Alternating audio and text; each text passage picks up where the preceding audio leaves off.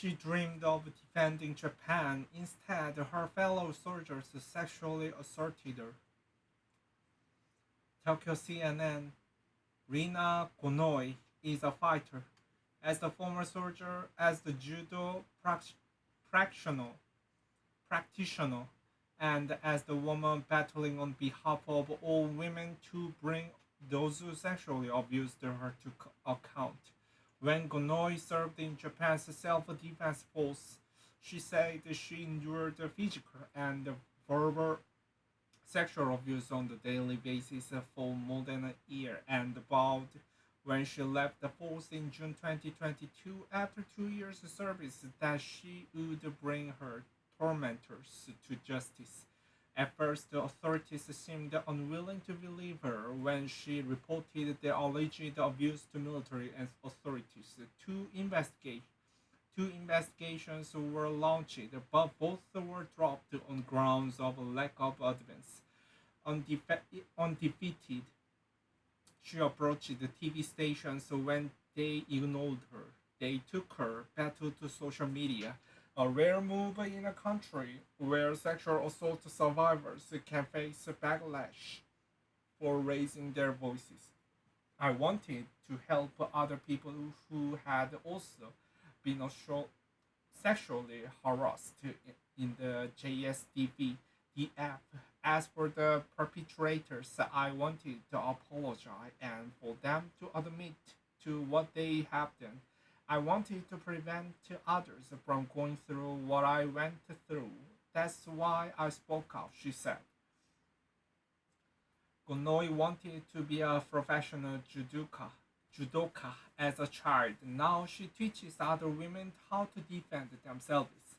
Gonoi's refusal to be silenced eventually prompted a wide sweeping probe into sexual harassment across the JSDF, and the prosecutors reopened the investigation that found she had endured physical and verbal sexual harassment daily between autumn 2020 and August 2021, according to Gonoi's defense team.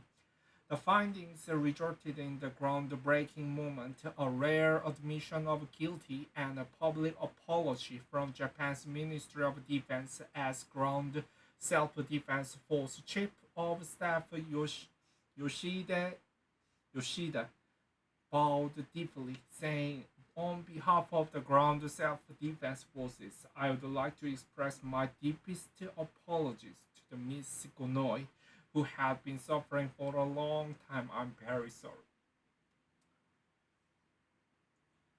Five servicemen were also dishonorably dismissed, and four others punished last December, according to NHK, Japan's public broadcaster. Gonoi also said she received in-person apologies from several officials.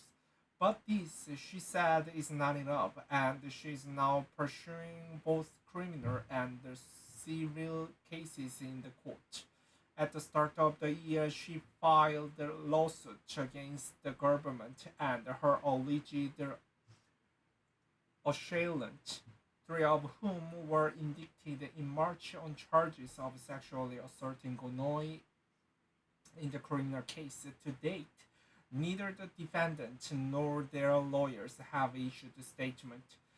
Public prosecutors in Japan have not released the information regarding the case and did not respond to CNN's request for comment.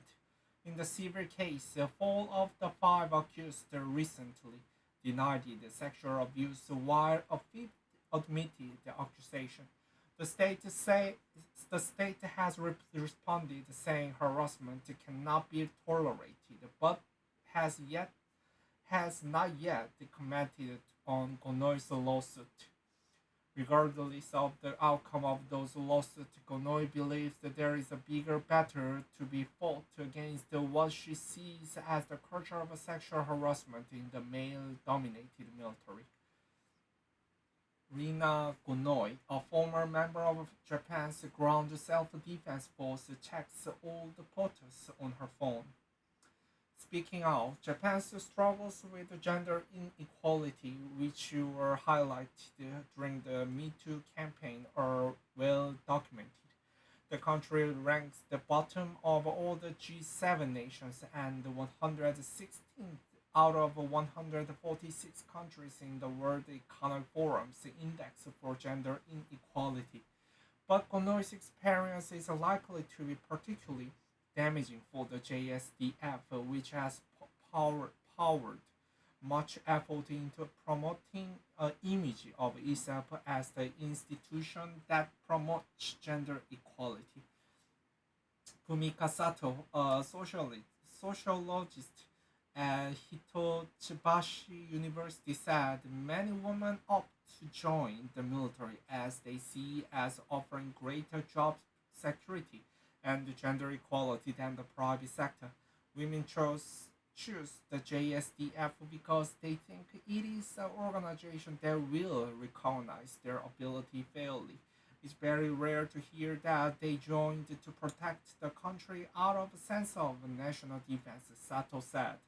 Gunoi, for instance, joins the ground forces in April 2020, seeing it both as the way of paying it forward, but also a way of achieving her dreams of training as a judoka and competing at the Olympics.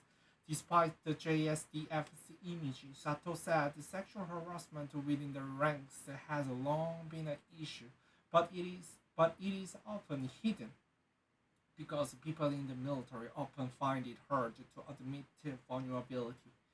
There is an image that only strong personnel are considered suitable for the organization, and there is an attitude that those who say they are victims of harassment have no place in the organization, Sato explained. That makes it hard for people to speak up. Rina Gonoi says she endured physical and verbal sexual abuse while she served in Japan's self-defense force. Recruitment shortfall. Gonoi's fight also comes as just as JSDF faces the recruitment shortfall that is undermining each effort to grow its military amid the rising regional tensions with North Korea and China. Last year, Japan announced it would boost its defense budget for 2023 to a record 6.8 trillion yen, $55 billion, a 26% increase, raising its defense spending to 2% of GDP by 2027. Experts say attracting enough women will be key to Tokyo meeting its objectives.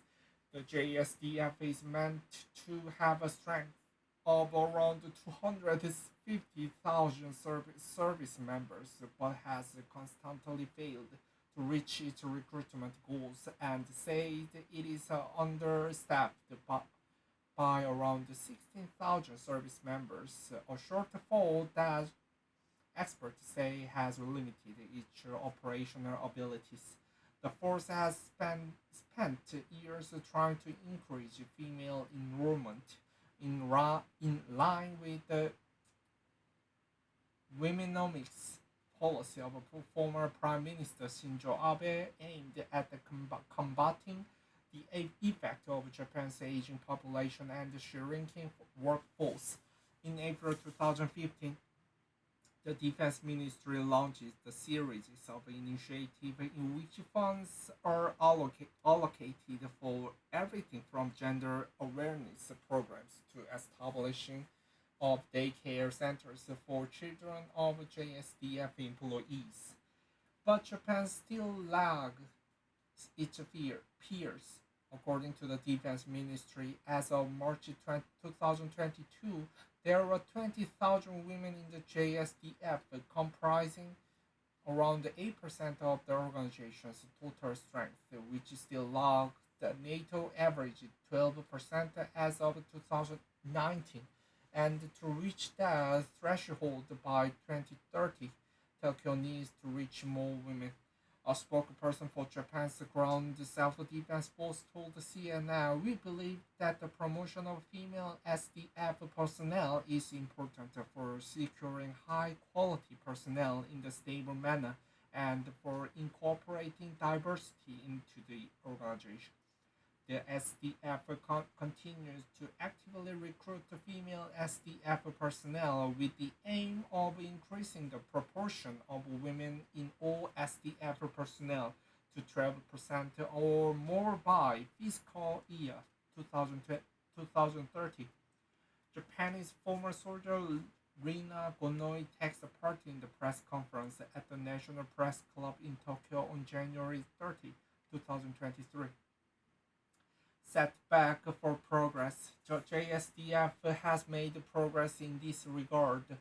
When it was first formed in 1954, women are recruited exclusively as nurses. Japan's Navy accepted its first female recruit in 1977, and in the early 1990s, most roles except those requiring combat opened up to women.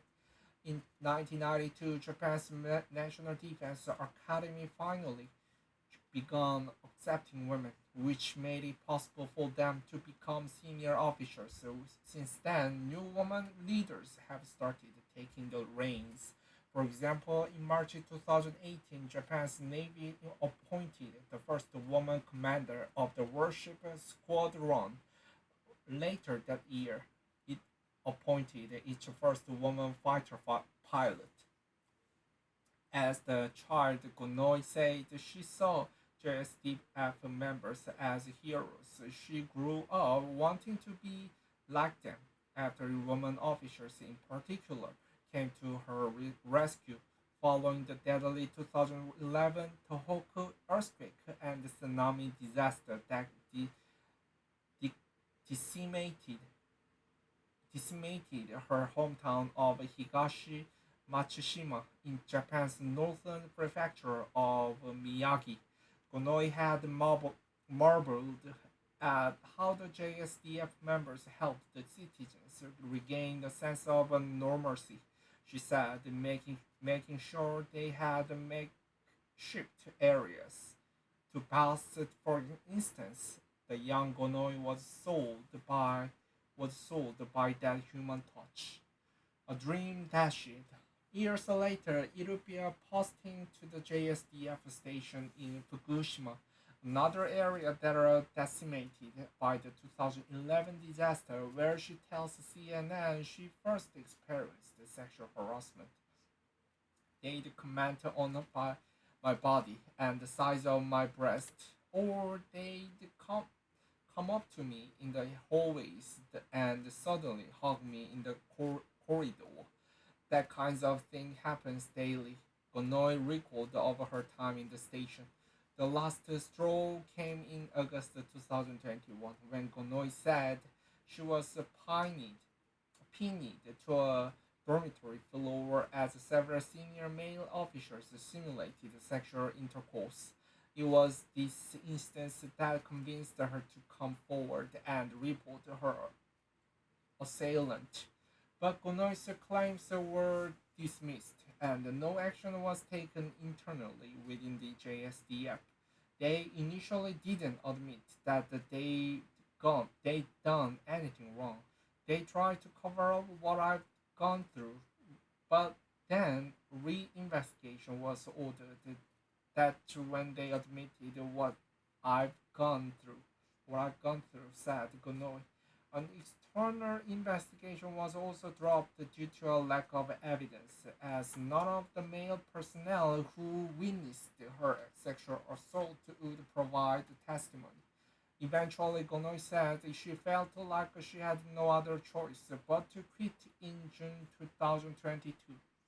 Sato, the socialist, said that it was only by taking her fight to social media to publicize her case that Gonoi had been able to pressure the JSDF into rethink.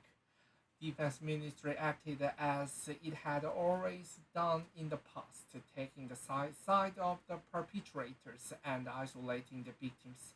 However, this resulted in so much public outrage, surprising so many people in the defense ministry that they realized that if they didn't take a proper action, the reputation of the military itself would be at stake, Sato said. In recent months, the defense ministry has sought to improve its image. In March, Japan's defense ministry Yasukazu Hamada asserted that the harassment shakes the foundation of the JSDF by destroying mutual trust among its members, and it is something that should never be allowed to happen. Spokesperson for the Ground Self-Defense Force told CNN harassment is a violation of basic human rights, and all calls must never be allowed to happen in the ground SDF, where unit actions are the basis, as it causes a loss of mutual trust and shakes the strength of the personnel. For this reason, the GSDF is actively participating in various efforts to eradicate harassment based on the minister's directive and is carefully implementing measures such as education for each commanders and others. For this end, we will continue to implement measures such as group education and e-learning to raise the awareness of personnel education to promote understanding and improve the leadership skills of personnel, especially managers, and improve the strengthen the consultation system. Rina Konoi, a former member of Japan's ground self-defense force, featured on February 22nd, 2023. A battle won, now the war. Konoi tells CNN she went back and forward on her decision before finally raising her voice. You speak out, there is a big risk that you will be beaten down and people will slander you, even though what you went through is real and you are really suffering, Konoi said. But she didn't back down. The JSDF initially didn't admit that they had done anything wrong. They tried to cover up what I'd gone through, but then a re-investigation was ordered. That's when they admitted what I've gone through. The government has yet to respond to Gonoi's lawsuit, but last October, Japanese Prime Minister Fumio Kishida said he understood that sexual harassment cases were handled inappropriately by the Self-Defense Force and the Minister of Defense during the parliamentary meeting. He admit he added that though harassment should not be tolerated in any organization, there have been instances where cover-ups have been pointed out. He asserted that the government and the defense ministry are committed to eradicating all forms of harassment.